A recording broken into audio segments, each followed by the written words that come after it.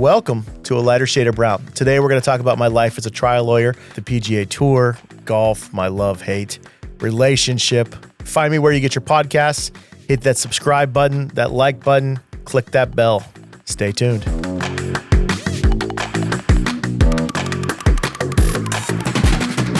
On the lighter side of Joe Brown, I love golf, but I suck.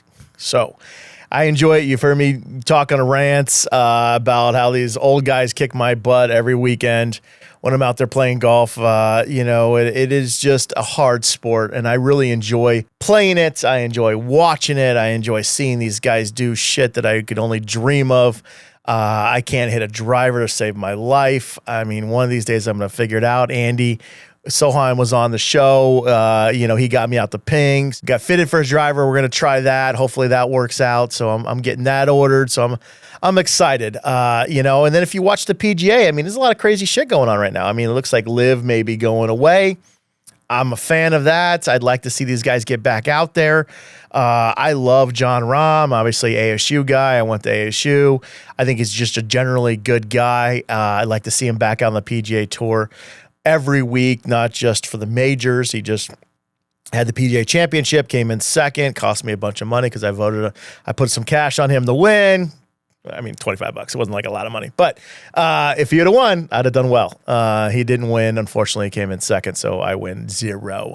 But I would love to see these guys out there. What's great about the PGA right now, I think if you bring back some of these stars, you know what? It is so equal. I mean, I loved watching the PGA Tour last weekend with the PGA Championship, and we've got 20 guys within, 4 strokes of the championship. And you got a guy with a first-time winner winning it. I mean, rooting for the guy other than the fact I was rooting for Rahm because I had money on him.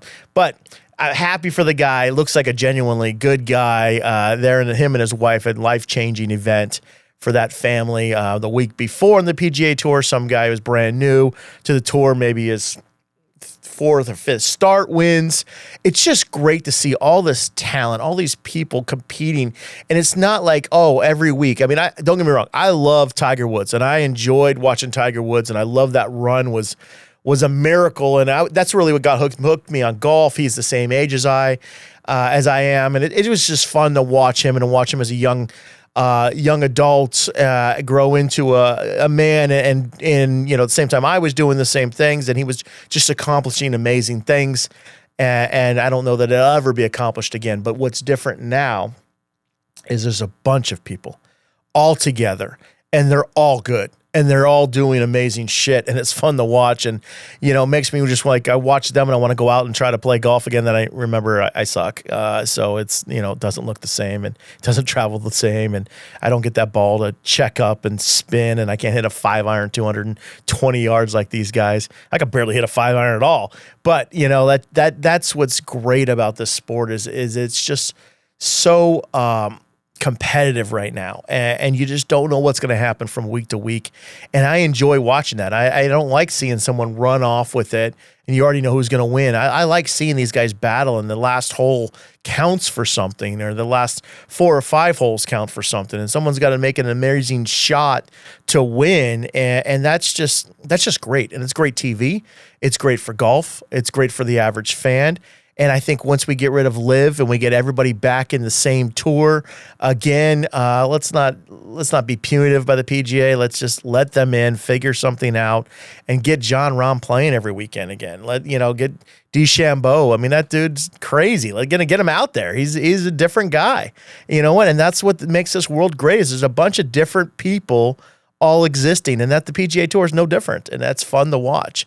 So, that's my rant on golf, my rant about my shitty golf game, and the fun of watching the PGA Championship from last weekend. But Liv out, combine to get them all back on the PGA Tour, and let's make this even better.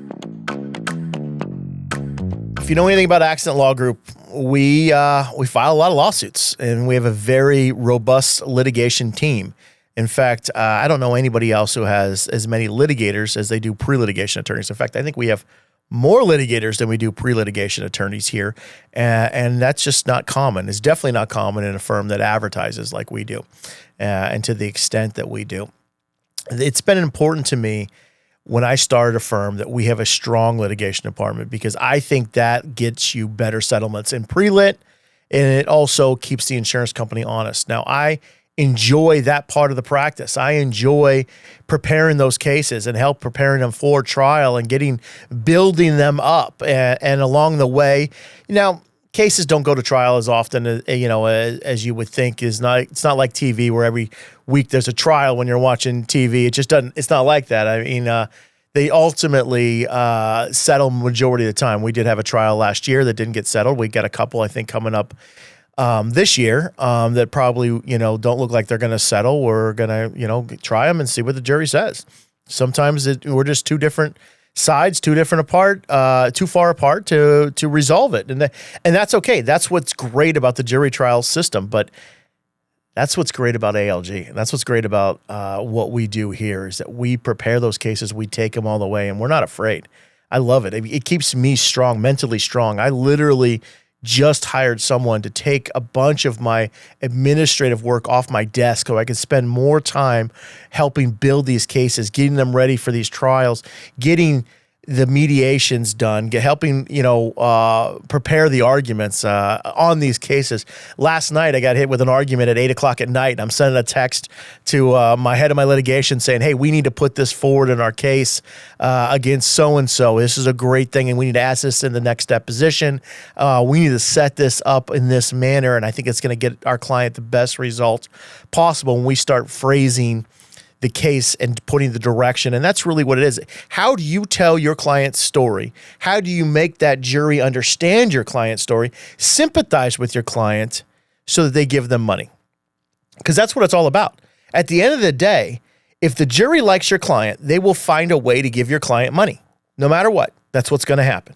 If they don't like the defense, they're going to find a way to give you money. So liability issues, causation issues, sometimes those are huge obstacles. And maybe the only way to actually overcome them is by having your client be personable. Have your client understand that being himself, making that jury say, listen, this could happen to me. I could be going through this. Would I want that person on the other side treating me that way?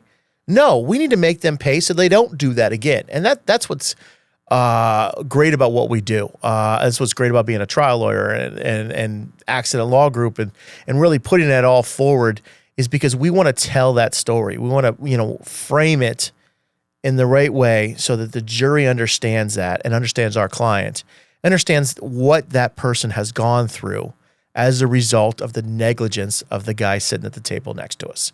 And that guy owes him a duty, and that guy failed that duty. And because he failed that duty, he owes now compensation. And let's talk about what's appropriate and how we get to that compensation. And that's the building of a case. That's the presenting of a case. That's really just making everything palatable so the jury can give you what your client deserves. That's the fun of being a lawyer. I mean, honestly, that's in my opinion. That's why I went to law school. That's why I show up here every day at 7:30 in the morning, and sometimes work a little bit too late. I mean, sometimes I'm getting yelled at by my wife because I'm not home for dinner. Last night I didn't get home till after 7 because I had some stuff we were working on, and we've got a couple mediations coming up on some big cases, and I want to make sure we get those things presented right to get my client's story out there and to make sure they understand what my client has gone through, so they can either give them the appropriate compensation or, frankly, we just walk and we go to trial. And we're good with either or. And we're not afraid of that. Not a lot of law firms can say that. And I'm proud to say that that's how we are at ALG. Proud to say that's who we are at ALG. And that's why a lot of people select us to handle their cases. Downside of trial, you can lose. And I'm going to tell you, my first jury trial I ever handled, I still think about it. I've been a lawyer now 22 years. I had it in my first year. It was a justice court trial, small case, probably worth about $5,000, $6,000. Big causation issue with regards to, was the impact great enough as a parking lot accident? Still sticks with me. That case still sticks with me. I still remember the nuances. I remember the things I did right, the things that went wrong, things I could have done better.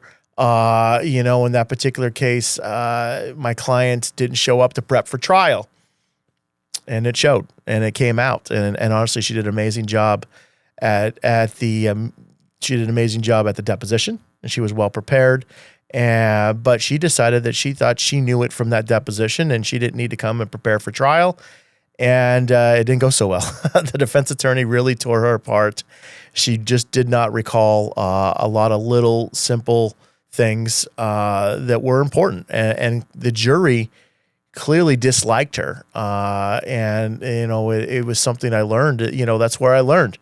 You got to make your clients likable, because the defense attorney said, give her $500. That's all we think her case is worth.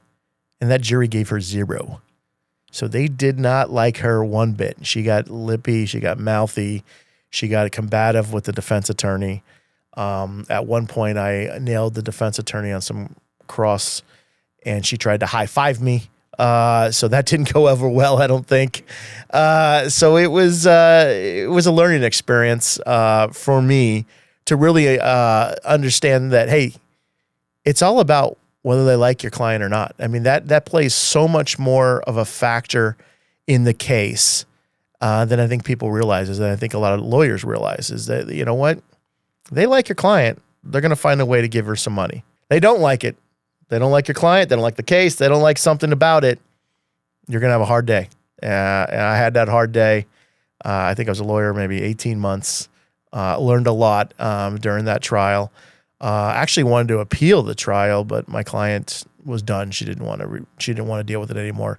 So she just said, I want to move on with my life, and didn't want to deal with it. So this is exactly what happened.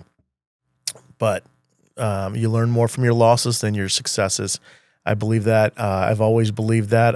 When I was an athlete, playing sports in high school, or even playing pickup sports, when you lose a game, or someone roasts you on the basketball court, you learn from it, and you learn where you need to get better, and you learn your weaknesses. And I learned a lot from that loss, and it's something that still drives me to this day. Thanks for joining me today. Don't forget to hit like, subscribe, or click that little bell button. Tune in next week.